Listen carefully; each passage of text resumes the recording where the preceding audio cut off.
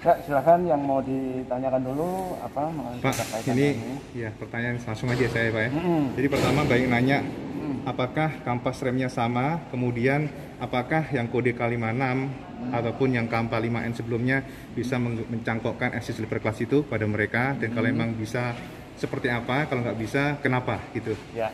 Terus sama ini Pak, suspensi upside-nya bisa nggak kalau dipasang juga? Itu kalau diganti apa aja yang diganti? Apa crown handle-nya juga sekalian bisa pakai Oke. nggak itu? Apa? Ya, alhamdulillah sehat ya, kita bisa ketemu lagi. Nah, jadi saya akan menjelaskan mengenai CBR 150 yang terbaru. Ya, di sini ada beberapa perbedaan, ada beberapa pembaruan. Yang pertama dari segi frame elektrik maupun di engine. Kalau yang di bagian frame-nya sendiri sudah kelihatan dari desainnya sendiri sudah berubah. Oh, frame-nya beda Pak ya? Dari segi frame, maksudnya frame itu sasis ya secara keseluruhan. Nah, itu adalah cover body, penampilan juga sudah beda kan ya. Kemudian yang kelihatan jelas lagi adalah di bagian front fork. Kemudian ada perbedaan lagi di bagian rail casing-nya. Kemudian di engine itu ada perubahan menggunakan AC slipper cut. Kemudian di bagian saringan udaranya juga ada perubahan di bagian inlet duct-nya. Untuk di elektriknya berarti menggunakan LED-nya hampir sama dengan punyanya CBR 250. Kemudian setting ECU-nya. Nah, sepeda motor ini secara total keseluruhan itu beratnya lebih berat 2 kilo dibanding model yang sebelumnya. Ya kan, lebih berat, tapi mengenai performance itu sama dengan model yang sebelumnya. Nah, samanya dikarenakan apa? Yang pertama adalah settingan daripada ECU-nya sendiri berubah, kemudian ada perubahan di bagian muffler dan ada perubahan di bagian intake duct-nya. Nah, kalau memang bisa dilihat bagian intake duct-nya seperti ini. Ini intake duct-nya lebih panjang lagi, kemudian ditambahkannya di sini ada cover inlet-nya. Ya, ini yang salah satunya untuk mendapatkan performanya sama seperti motor yang sebelumnya, biarpun ini lebih berat. Kemudian settingan daripada desain daripada mufflernya sendiri. Kemudian kalau dari segi fork-nya dia menggunakan big piston, ya kan, menggunakan big piston. Di sini kalau umpama beda dengan big piston ya, beda dengan upside yang dipakai di 250. Ya, kalau yang di 250 menggunakan tipenya tipe cartridge, kalau yang di 150 menggunakan tipenya tipe yang big piston. Dan nanti kita bisa lihat perbedaannya. Ini yang 250, sedangkan ini yang di 150. Nah, kalau yang di 150 menggunakan piston, ini di sini ya. Sorry. Ini benar ya? Iya, benar. Benar ya, benar sini. Ya, di sini menggunakan satu piston, cuma pistonnya adalah besar, satu piston. Nah, sirkulasi oli dari bawah ke atas, dari atas ke bawah aja pada saat itu. Beda dengan yang tipenya yang CRF ataupun di CBR 250. Dia menggunakan tipe cartridge. Di sini ada dua pistonnya kecil, atas dan bawah. Nah, seperti itu. Dan di sini ada dua pipa, ada dua silinder. Nah, silinder yang di luar dan silinder yang di dalam. Beda kalau yang di sini silindernya cuma satu. Nah, seperti itu. Jadi pistonnya nempel ke outer tube. Betul. Ya. Nih. Mana itu? Yang itu di. Iya. Nih. Secara performa Ya. mantap yang big piston Pak ya? Ya, sebenarnya semuanya sama bagus ya, memang sama bagus. Kalau yang di sini ini adalah untuk stabilitas pengereman dia bagus, kemudian lebih anteng ya? Cenderung digunakan di on road. Nah, kalau yang di sini untuk corneringnya dia lebih bagus dan lebih bagus lagi di pit roadnya dia. Jadi kalau jalan-jalan yang rusak ini cenderung dia lebih bagus. Lebih ya. Oh, kalau sirkuit berarti itu ya lebih cocok ya? Gitu. Oh, Kalau untuk yang sebelah kanannya, Ya, perbedaan sama antara ya. itu yang sebelah kanannya di sini kan hanya reaction sight aja kan, dia hanya per sama oli aja. Jadi per hanya oli aja, ya, tidak ada proses kompresi, tidak ada proses tensinya, ribonnya, nggak ada, cuma per sama oli aja. Yang ada di sini gitu. Yang ada yang di sebelah sini. Tapi apa tidak membuat aneh tapi ya meskipun duanya Kalau berbeda gitu ya? Upside down rata-rata semuanya seperti itu. Aneh nggak ngerasainnya? Enggak sih, udah. Kenapa bisa begitu gitu maksudnya? Ya kan? Nggak usah begitu Ji. Lanjut Pak. Ya. Kemudian ada pertanyaan lagi tadi, apakah koplingnya bisa dipasang? Pas remnya sama enggak? Ya kan? Ya. Kalau kopling C ya bisa dipasang di model sebelumnya, tapi dengan catatan adalah satu set. Sih, ya kan, nggak protolan gitu ya. Nah, tapi satu set, satu keludung dipasang di motor di engine yang sebelumnya bisa. Kalau harga mohon maaf saya belum bisa jawab kalau harganya. Kemudian kalau kampas rem, kaliper itu sama dengan model yang sebelumnya. Sama ya. Sama. Oke. Berarti intinya possible menggunakan SC Silver Class jadi. Betul. Oke. Mana Pak? Ya, Itu yang ya, ini kalau bisa diperhatikan, ya, ini yang model sebelumnya, ya, ini yang model sekarang. sebelumnya, Ya. ini yang sekarang. Aluminiumnya itu yang mana Pak? Yang Ya. GoPro ini memang ini nih apa? Ini Harus- lihat tuh. harus ini. Ini Nah, loh. Harus ini. dekat banget tapi nggak peduli orang lihat ini. Ya kan? Nah, yang camnya ya, camnya kita bisa buka. Ini buka iya Jangan sih. pakai GoPro lah. Ini biar- udah diambil dulu gambarnya, belum saya buka. Ya. Ini yang baru Pak ya? Nah, yang baru, yang nah, kemudian kita mau buka. Biarin Kalau aja. kalau ada bilang, oh ada yang mempengaruhi penjualan dua setengah. Dua setengah sebenarnya enggak. Dari segi performan otomatis beda, bisa dilihat dari segi koplingnya aja. Untuk yang di 2,5 aja lebih besar kan, lebih besar gitu. Jadi Tengah punya nih.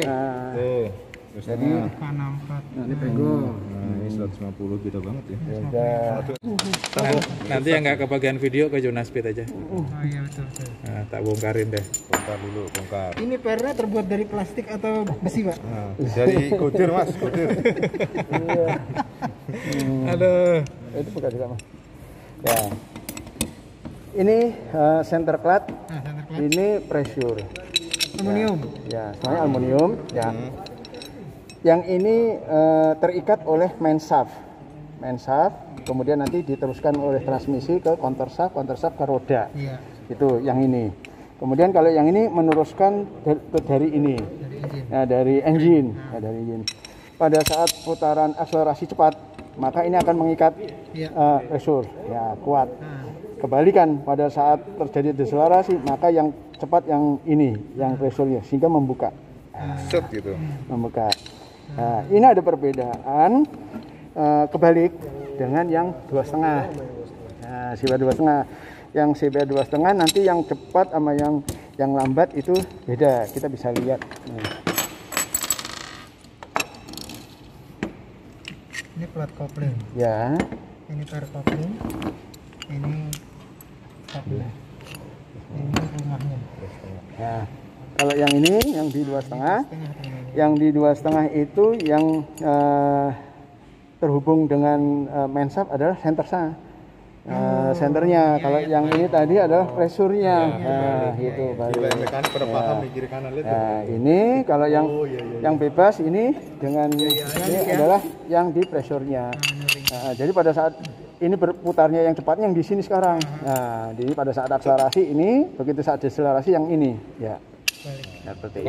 Kenapa harus dibedakan, Pak? Nah, karena prinsipnya kalau yang ini lever handle-nya ada di sebelah kiri, kemudian dia menekannya dari sini nih. Iya. Nah, kalau yang ini dari sini, Kalau ditekan yang gitu. CBR kan dari rumah, Ini yang dari menekannya cover kemari. itunya Pak ya untuk menekannya. Iya, iya. Betul.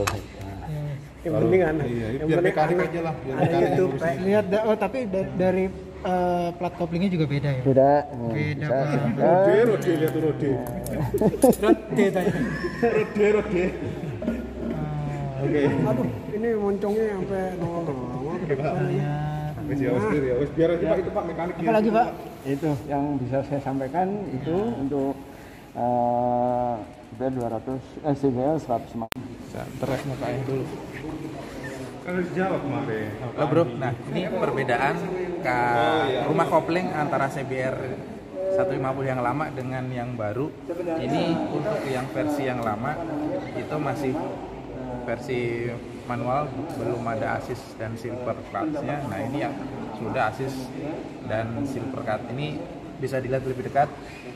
Ini yang versi yang lama, jadi udah nggak usah dibahas secara detail ya, karena ini memang sudah untuk yang mesin yang lama. Ini fairnya ada 4 biji, kemudian kampas koplingnya yang memakai yang jenis kecil-kecil banyak seperti ini. Kemudian ini adalah versi yang terbaru, ini K45R. Jadi kalau ini sudah jelas beda ya, jelas beda karena memang udah memakai assist dan silver clutch. Nah ini dari jeroan koplingnya bisa dilihat, ini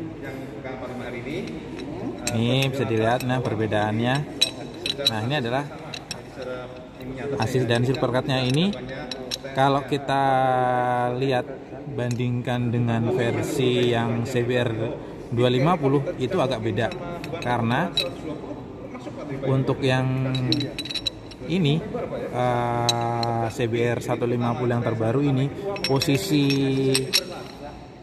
penonjok koplingnya, penonjoknya itu ada di bagian kopling yang bagian luarnya, bagian luar nih. dimensinya.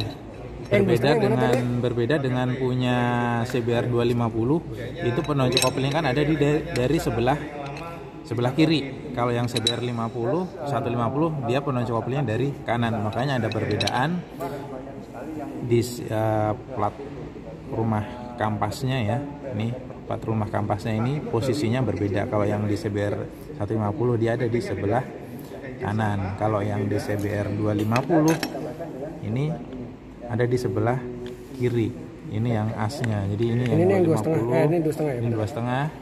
Ini yang 150. Yang CBR 250 tonjokan dari sebelah kiri, dan sebelah 150 itu dari kanan, karena cover tuasnya kan ada di cover koplingnya ya. Nah, ini. Secara performa lah, ngaruh nggak kanan sama kiri? Nggak ngaruh, itu hanya perbedaan buat nonjok, itu aja. Atau mungkin lebih dekat dari kiri, atau mungkin lebih dekat dari kanan? Nggak juga. Kalau secara dari pendapat aripisto.com nggak ngaruh. Terus kenapa harus dibedakan ada kanan ada kiri? Karena tuasnya, kalau CBR 50 tuasnya dari sebelah kiri, mesin sebelah kiri. Beda sama CBR 150 yang buat nonjoknya itu dari sebelah kanan. Nah itu pertanyaan gue, maksud gue ada ngaruh nggak sih kanan dan kiri itu? Enggak. Karena emang sistem mesinnya Karena aja gitu ya. Iya. Gitu, jadi nggak ngaruh. Meskipun sempat ada rumor katanya kalau kiri Ini, katanya lebih mantap. Ini yang punya 150 terbaru. Kampasnya ada 3. Oke. Ini tadi tutupnya. Nah, nih di sini. Ini kalau user CBR 150R yang lama mau pakai assist and silver clutch, itu harus ganti segelondong ini. Harus full ini. Harganya mungkin bisa 1 sampai 2 jutaan untuk satu gelondong seperti ini. Siapin aja deh, segitu murah lah.